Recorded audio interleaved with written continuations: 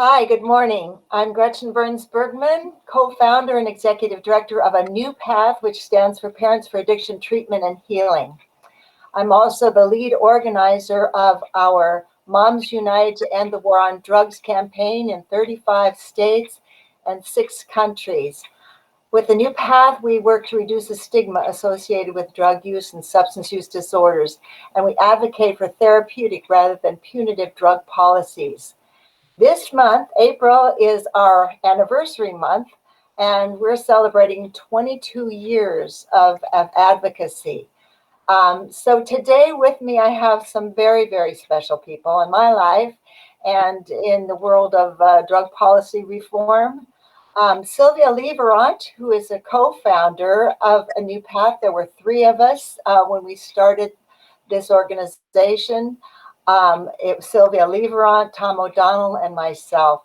And also today we have 2 of my favorite people, Pierre Alexander and Reggie Washington, who are really a strong, important part of A New Path's history. But I want to start with Sylvia Leverant to tell us a little bit about yourself and what brought you to this mission.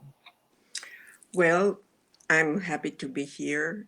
And Gretchen and Tom and I met in Al Anon meetings, and we did not, in parent Al Anon meetings, we did not agree on what they said there that we should do tough love on our children because we thought that our children were addicts because of some issue, mostly pain.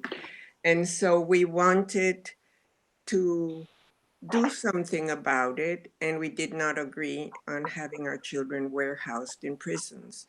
So we decided to do something about it, and with difficulty, we co-founded A New Path, and it started an activist organization so that our children would receive ours and others like ours would receive rehabilitation and not be warehoused in the prisons.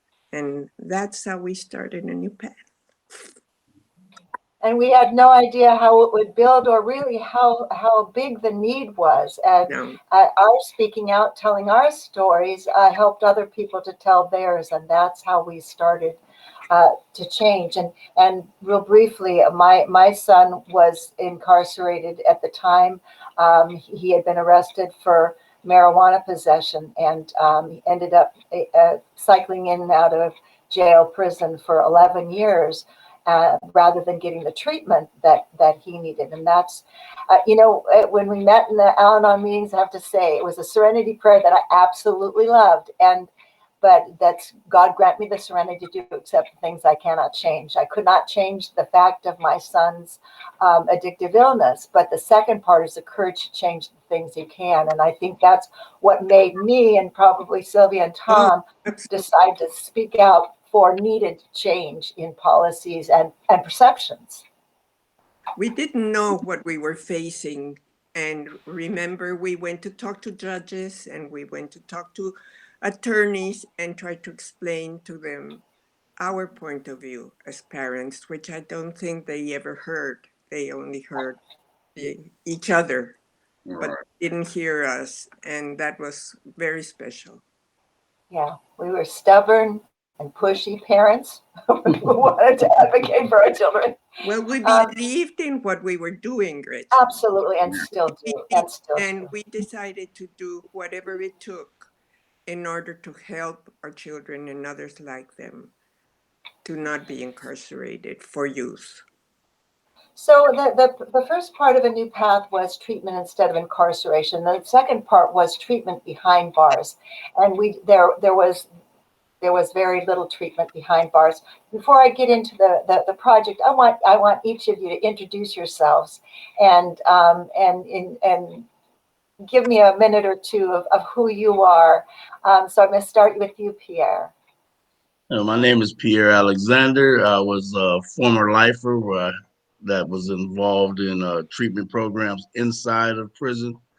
I did 24 years. I was able to changed my whole life based on having those programs inside. I believe going through those circles and being able to speak about some of the things that was affecting me and how those childhood messages brought me to that place. Being able to um, work on those issues and in those groups, allowed me to one day be paroled, and now I'm out here in society, a father of three, enjoying the Beautiful. fruitful life that was expected of me when I was young. Thank you, Pierre. And we'll come back because, again, he's an integral part of our project. And by the way, he's a wonderful rap artist. Um, and Reggie Washington. How you guys doing? My name is Reginald Washington.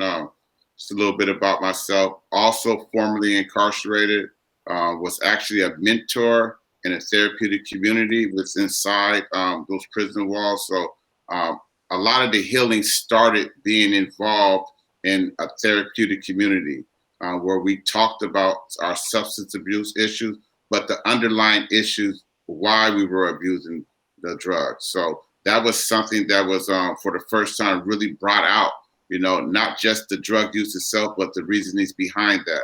And that in itself was a healing process for me. I'm currently involved with the Board of State and Communication Reentry Programs, continually helping those who are reentering back into society, working in hand with other grassroots programs in marginalized communities, really focusing on some of the drug abuse that is happening out here, the fentanyl overdoses, our younger individuals being involved in vaping, and just how the media covers those things instead of some of the things that are more important, which is the help that happens to past programs and other grassroots programs. Yeah. So my son had spent time at Donovan State Prison, as I said, for nonviolent drug-related issues, and we again, the second prong of our mission was treatment behind bars, and there was very, very little treatment behind bars. I remember fighting to try to get my son from the outside into an amity program, and of course it was called a codependent and all that kind of stuff for that.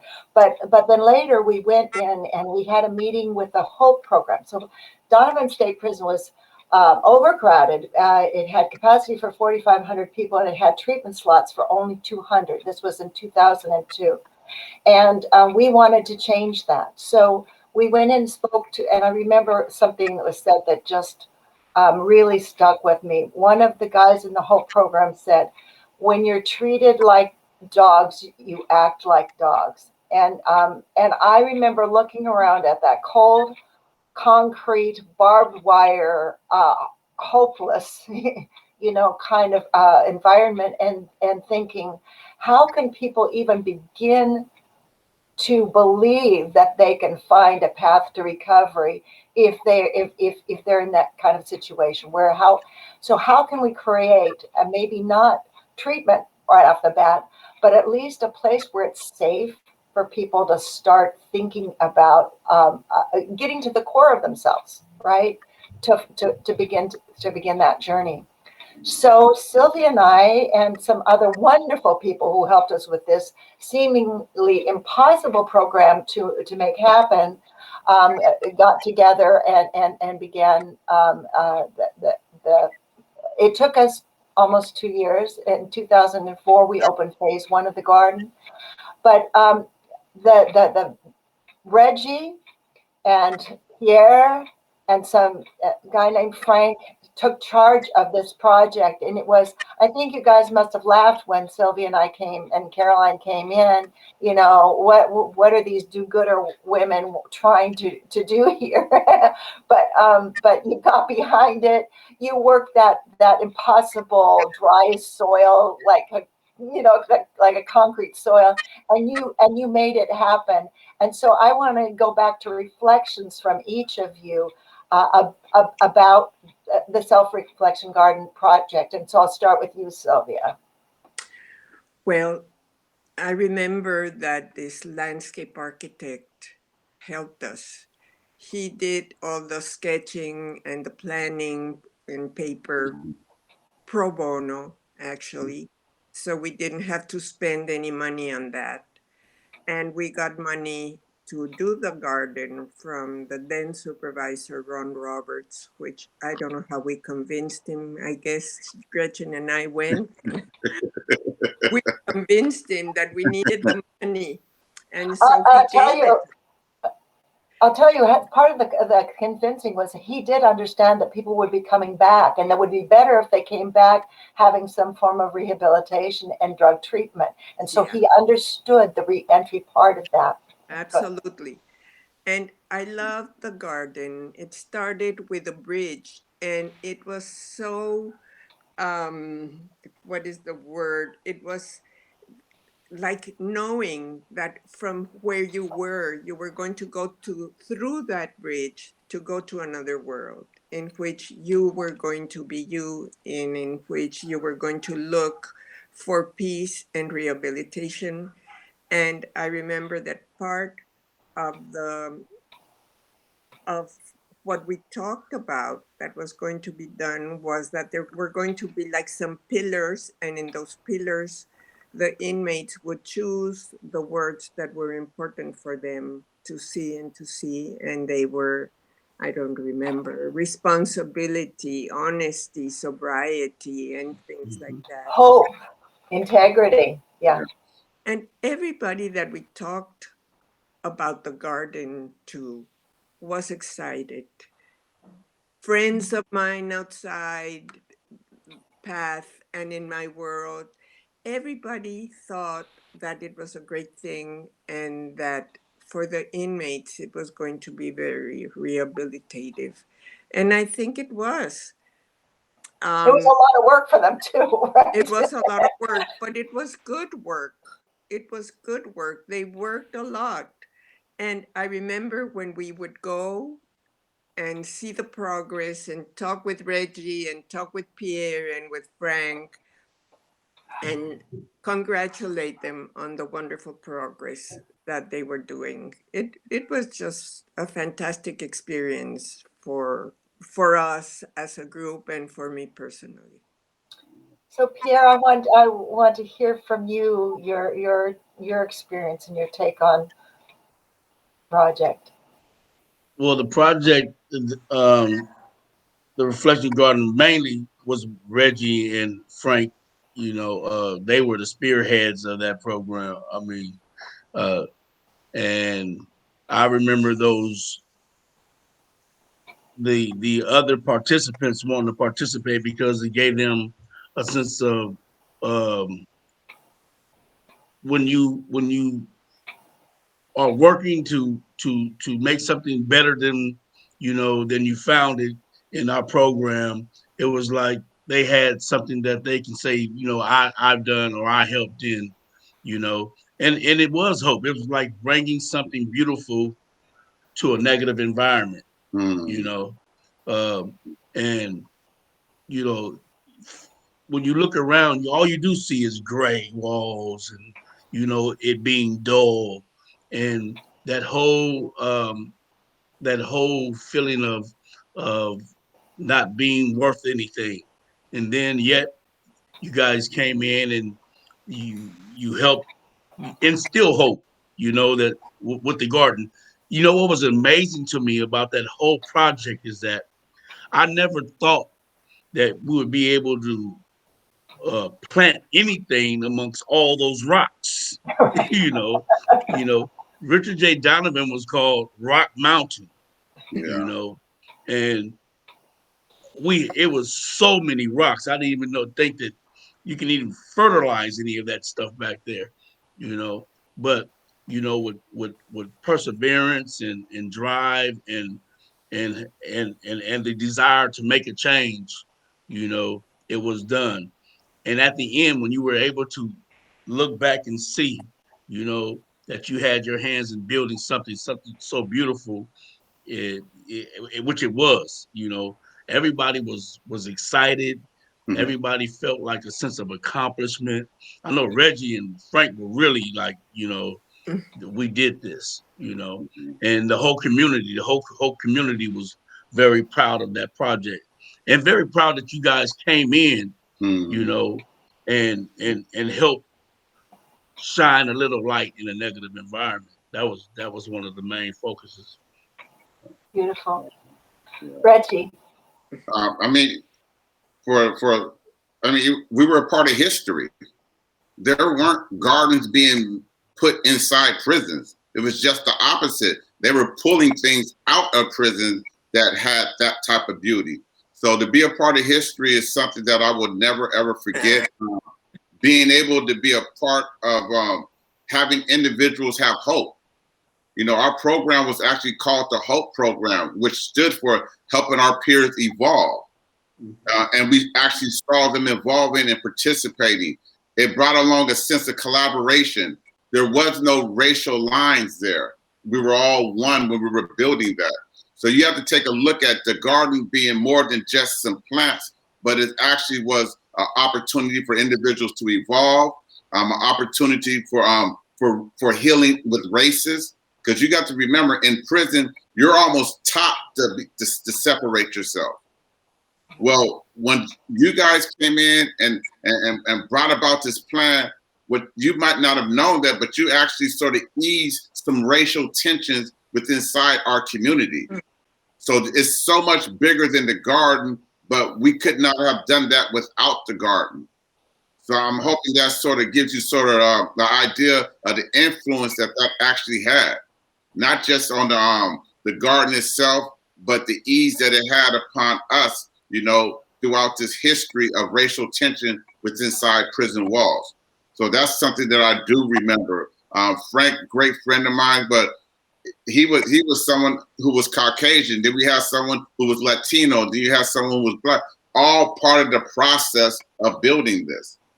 So that's something that will forever stay within my mind as being a part of history. I'm so glad you brought that up, especially, today, we're in the triple crisis of COVID-19, opioid overdose, and systemic racism. And so it's something that we've continued to build on. And so thank you for bringing that up. It couldn't be more important, particularly today. Unfortunately, after we did the garden, we did phase 1, phase 2, the prison was overcrowded, and I hate to say this because you guys, you did such beautiful work and it was such a wonderful collaborative effort. And it did shine a light on the fact that there were good people behind bars who needed to come out, who deserved to come out, who had done their time, and in kind of the beginning the process of successful reentry. But reentry is really tough. When they changed the prison around and the people were in lockdown, the inmates weren't allowed to care for the garden anymore, which breaks our hearts. I think the fountain still exists someplace there, but the memory of this project, what it taught us about the good people inside and their need to have a second chance, it will live on forever, right? Absolutely.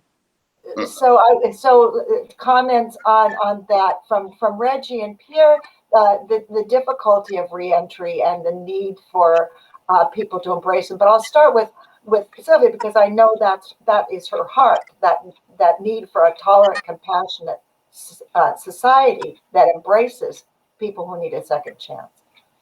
No question. Just remembering that there was a labyrinth.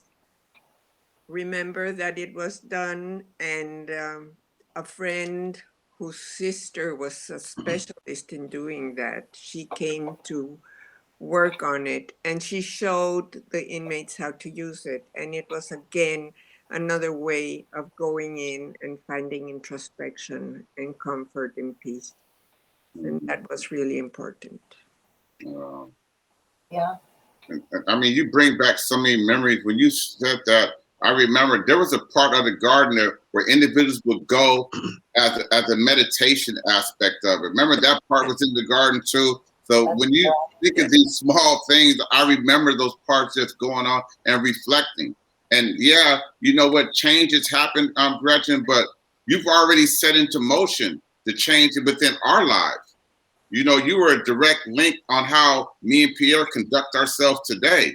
I mean, you got to think about it, Sylvia. When you guys came, you guys showed us that, you know what, people who don't have to be family still can care. You know, so you started a process that lasted a hell of a lot longer than the garden itself. The garden might be gone, but it still lives within us, and that's why we do the work that we do today. Here's another amazing thing that the people didn't know is that in that whole program, we had 6 lifer mentors. Out of those 6 lifer mentors, during that period of time, only 1% of lifers had got out of institutions, out of the prisons. 5 of the lifer mentors that were in that HOPE program were eventually paroled. Only 1 is still incarcerated, you know. So that's a testament to, you know, the program and what it did for us. Wow. Well, I'd like to, both of you have been, and by the way, you're both my sons. I call your mom all the time.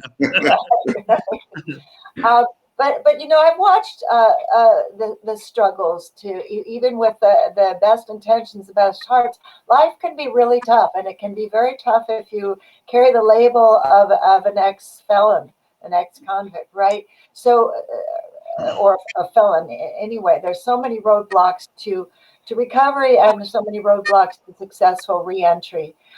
So but you're both doing such good work. I mean, that I want you to share a bit about what you're doing now, to continue this work forward. I'd like to say something before you go into that. Uh-huh.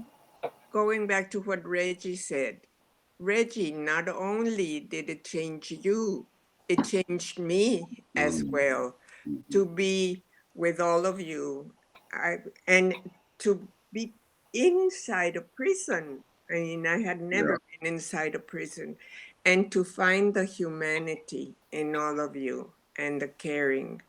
I remember we would hug when we went there after a while. And that, all of those things, meeting you and being with you and knowing what you are doing now has an important impact in my life. And I so appreciate what you're doing. It's really good for you guys. And I definitely, Pierre, I want to say this before we get started. Our relationship, you know, is always going to be strong. You know, today, with the work that I do, I directly still work with the reentry system, working with the CTC, where I go in and I train on restorative practices, trauma-informed care. On a consistent basis, Pierre comes and talks to the young women and men who I work with, and inspiring them to do some things differently. So that connection between me and him is always here now. The connection that we all have together. I remember I had a chance to meet Sylvia and bring my young mentees with me, you know, 2 young ladies. And I said, look, this is what a queen looks like. This, you know, I want to, sometimes we have to show them, you know, because the struggle is still real here. And the most, I want to say something, but I want to give I want to let Pierre say some things, and we'll talk a little bit about what we're doing. But we're still connected and making sure individuals have the opportunity that was given to us. Right. So And keep before I even say anything, I haven't said it publicly to Reggie, but man, I'm saying it publicly right now, man. I am so proud of you, man. You know, I watched you build your program inside of prison, come home and lay it down like it has never been laid down before. And I am so proud of you, man. If I've never told you before, I'm letting you know right now. You know, I'm very proud of you. You know what I'm saying? Thank you. Now, speaking of speaking of like reentry, yes, the struggle is real. You know, I wasn't as fortunate coming home to be able to come to, my city where I grew up. I had to parole to San Diego. I had no family here. You know, they wouldn't let me parole back to my county of residence. So it was a struggle. You know, and God, but God puts people in your life, man, that that where you think you hit a roadblock, you know, Gretchen, I call you my mom, my second mom, but and I know I wreck your nerves sometimes, but Like any son. yeah, but when I call you moms, I it's been you've been a nurturer and a mother, really. I mean, like wholeheartedly, and it all came from just um, our meeting. Just imagine, I met you in prison. I come home, and who is it that gives me my first job? Hey, Wow. Because when you have that label as an ex-con, it's really hard to get a job. you know.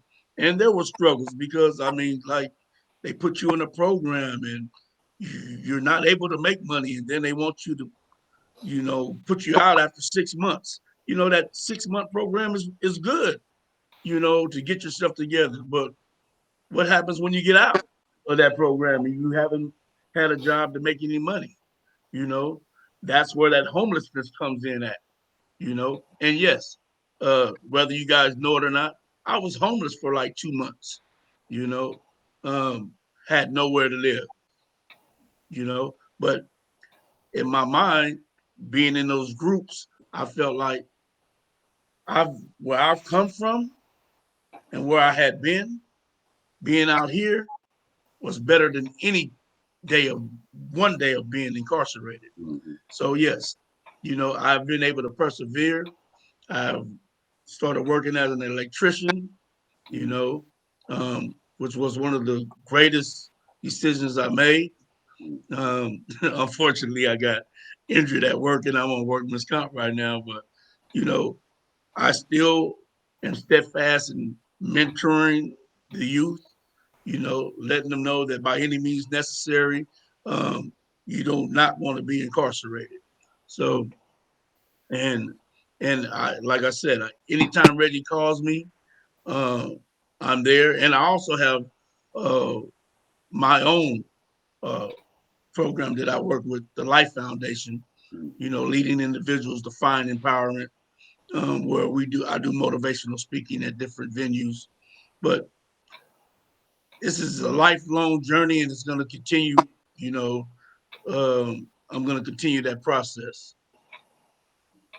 Well, we're coming to the end of our half hour, and I'm feeling like, God, we should do this, again and again. We should do a whole series on this because there's so much more to talk about in terms of working together for better reentry services. And Sylvia, my message again about a compassionate, tolerant society that embraces and understands the kind of hurdles that a person has to jump through, like starting with you talking about getting a job and having to fill out the box that says that you have a felony record. So there's so much more to say, but I'm going to give you, we're going to go just a little bit over time. I'm going to give you each 30 seconds to say a last message. Reggie, you want to start? Yeah, just, the one thing that we forgot when we think about these successes, man, there are tragedies. You've heard us mention a couple of times, a friend of mine and friend of me and Pierre named Frank. Unfortunately, Frank's not here with us today. He committed suicide. And, a lot of that had to do with the trauma that wasn't being able to get addressed.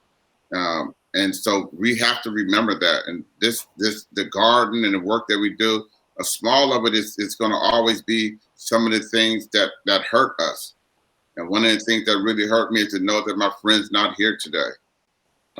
The work I do with Project Aware is it's all geared towards seeking safety. You know, being able to deal with our traumas and understanding that a lot of us who suffer from PTSD utilize substances as a way of trying to deal with it. And so just bringing awareness to those things and bringing awareness that there's a monster out there in my community, and that monster is called fentanyl, and it's killing a lot of my individuals today. So my fight is still with substance abuse in our community. And just thank you guys for allowing us the opportunity to speak on these things. Thank you, Reggie. Sylvia, last word. Well, I just want to commend the three of you. Gretchen, you've done incredible. You've gone further than what Path's goals were, and I'm so proud of you. And Reggie and Here. yeah, sorry, I'm getting old. Gosh, what you guys do and how you have overcome all of the situations you were in. It makes me so happy that I had maybe a little teeny bit to do with who you are now. And I am also working forever, will work in trying to find ways to help people that are in need. And I thank you all. Thank you. Last word, Pierre. Yes, I just like Reggie said with Frank Markham, I also have two brothers that even got me involved into even thinking about getting into treatment, and that was Ozell Johnson and Reyes Orozco, who is no longer with us as well. And I just want to, thank them for even directing me towards trying to get into treatment. And also, the work is not done. We have a long way to go, but I'm suiting up and I'm ready. And I appreciate you, ladies, for being more than just a little bit uh, involved into our lives. Like I said, God puts people in our lives for a reason, and I appreciate the opportunity of getting the opportunity to meet you guys. Yeah, definitely. Thank you so much, all three of you, for being such an important part of past mission and history. And it just seemed so appropriate to be celebrating our 22-year anniversary with you all. And we will do this again. I think this is really some important work that we can do to further our mission by speaking out together. So thank you for watching. If you're interested in joining our mission, we have two websites. It's anewpath.org and momsunited.net. Join us, and thank you for watching. And please share this with other people. Bye. Thank you, guys. All right, take care. Bye.